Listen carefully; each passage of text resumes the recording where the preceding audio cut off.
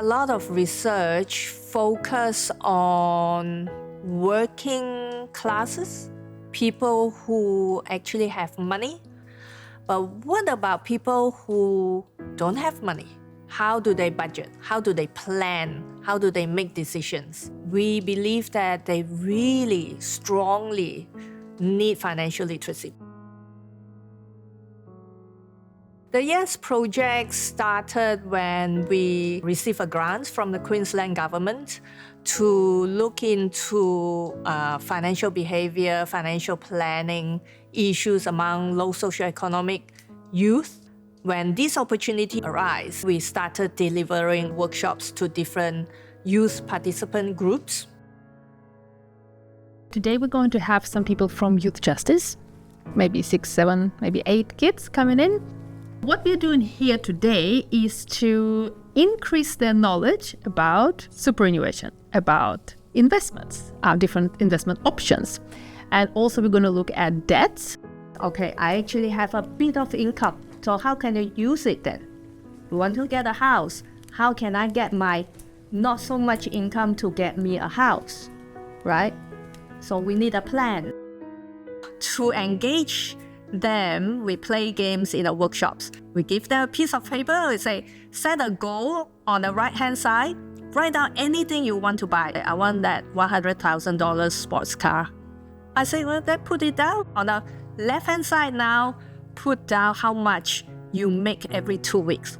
Then they start to get engaged that way. We need to make it relevant to them. If it is irrelevant to them, they will just shut down.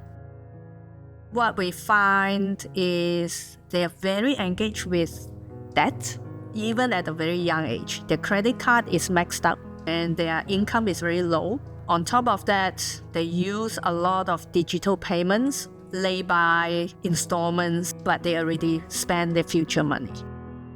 There's nothing wrong with a loan per se.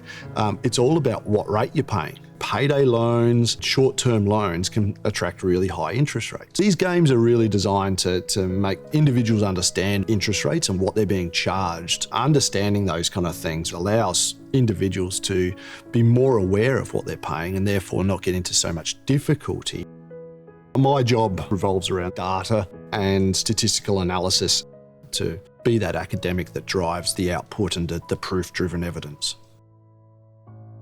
Drawing on my prior experience in developing evidence-based interventions that specifically target financial literacy for families, communities in countries that send migrants overseas, we found a good fit thinking about the design and details for curriculum. We do have a lot of very healthy, kind of debates about things because we come at things from different perspectives. For me, that's one of the values I always find with collaboration is like the truth is probably somewhere in the middle. The sum is greater than the parts. My role has been questioning a lot of assumptions about why do we think it would be harder or easier for someone based on their social class. We saw some of that coming out in the conversation today with students as well. There's different constraints depending on your social position.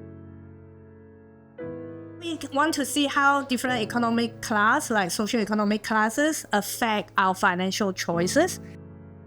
This game is called Budget Battles in Unequal Markets. Personal budgeting. This is a very important area for everyone. Throughout your life, you have to keep learning. There are many issues in terms of social inclusion. Some groups don't have the same access as other groups do.